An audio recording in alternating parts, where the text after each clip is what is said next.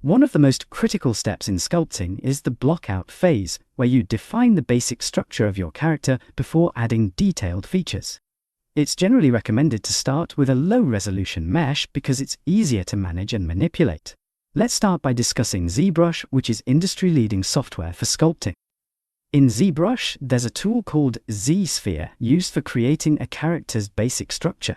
You can even pose this structure with bones. However, ZSphere has limitations. For instance, you're restricted to using only spherical shapes. What if you need a cone or wish to scale along just one axis? We cannot do that. Now, when it comes to blockouts in Blender, it doesn't offer as many straightforward options. Currently, there are two primary methods. First one is using primitives. You select primitive shapes for each body part like shoulders, head, arms, etc. This method is quite cumbersome as you constantly need to switch between object and sculpt mode. Moreover, these primitives can't be easily manipulated with bones, as in ZSphere, making this approach less intuitive and more time-consuming.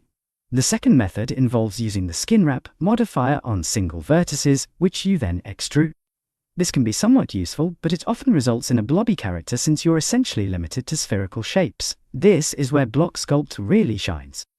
It allows you to create geometry between objects, meaning you can use any form, sculpt it, edit it, and no matter how you alter the object's shape, it generates a mesh around these shapes.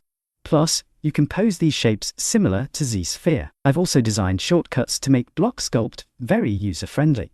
Even for beginners, I have kept this add-on completely free for everyone to use. However, at the end of the day, I also have to pay rent, bills, and other expenses. So, any small contribution is appreciated if you can afford it. Your support will help me create more awesome add-ons like this one. Enough talk, let's look at how to use BlockSculpt. So, first things first, you need to install the add-on. Once you've got it installed, you'll find it in the side panel of your software. If you can't see the side panel, just hit and key on your keyboard to toggle it on and off. Next up, click on Create to make a new collection. Name this collection body and hit OK. This action not only creates the collection, but also an object within your scene. Now, just press E. This will create a new object in your collection. Press E again if you want to duplicate that object. You can place these objects anywhere in the scene, and you'll notice it automatically creates some geometry connecting them. Before we dive deeper, let's break down how this add-on works. It's pretty much split into two main parts: managing objects and collections. Looking at objects first, we've got two cubes in our scene. Right? These are your objects. To mess around with them, you'll use shortcuts or a pie menu. For example, E is for extruding or creating new objects. If you need to get rid of an object, press D key. Remember, E key to extrude or create, D to delete. Here's a key tip: always use these shortcuts to create or delete objects. If you try to delete an object by going into the collection menu or by hitting the X key, you might run into issues, so stick to E and D for smooth sailing. Alright, let's start by making like 4 or 5 objects within your collection. You've got a couple of ways to select these objects. You can either click on them directly in the collection list, or for a quicker method, hold down Ctrl key and scroll your mouse wheel up or down to cycle through them. Now, what if you decide you're not into the whole cube scene, or you want to mix things up a bit? No problem, use the pie menu for that. Just press F key to bring up the pie menu. And from there, you've got options to subdivide your cube, unify the geometry, or switch out the cube for another primitive shape entirely. Also, within this menu or the viewport settings, you'll find viewport wire and viewport textured options. These are super handy when you're playing around with colors. For example, if you want to change colors, you go to the collection menu. Here, you've got 2 color options. Change the color of the cover, that's the geometry connecting your objects. Change the color of the objects themselves. And hey, if you're feeling like making things a bit see-through, you can adjust the alpha value to make your objects transparent. Here's a cool trick. Use the viewport wire option to make just the outline of the object visible, hiding the object's color outside of this wireframe. If you want to bring back the full color view, just switch to viewport texture. So, you've got a lot of flexibility to tweak how everything looks and interacts in your scene.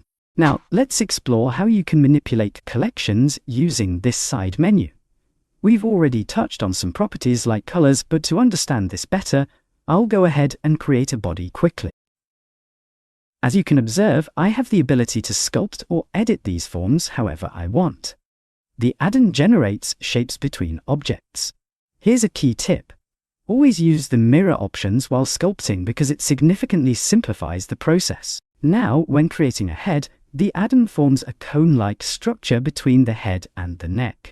This is a good moment to explain how the Addon actually creates geometry. Essentially, it generates geometry starting from one object to another. In this scenario, it's creating geometry between two objects, where the resulting size is larger than the neck, forming that conical shape. If this shape isn't what you want, you can simply press the E key on the last segment of the neck and adjust it closer to the head to refine the shape. Now, assuming our body model is complete, let's move on to creating arms. To do this, we'll use the New Collection button to start a collection specifically for the arms. You can toggle between your collections using this drop-down option. If you want to mirror an arm to the left side of the body, this is where the mirror modifier of our Addon becomes useful. You just select an axis and it will mirror the arm along that axis. There are other straightforward options in the collection menu. Delete collection, this removes the entire collection.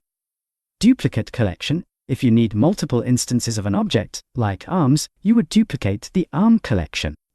Oh, and I almost forgot to mention, if you ever need to move the entire collection at once, you can use the pie menu. There's an option there to select all items in a collection, and once selected, you can move them as a single unit. Alright, let me explain how we can pose the model. In the menu, you'll find an option called Pose. Just toggle it on when you want to pose your character. When this option is active, you can only pose your character, not delete or extrude parts. Once you're done posing, make sure to click the Apply button. If you toggle it off without applying, the character will return to its original position. Now, I'll quickly switch to the body collection and turn on the Pose option. As I move the body, you'll notice that the arm isn't linked to it. To fix this, we need to link the arm to the body. Go to the arm, toggle on the Pose option, and select the first object or the one you want to link. Hit F key to open the pie menu where you'll see a link option.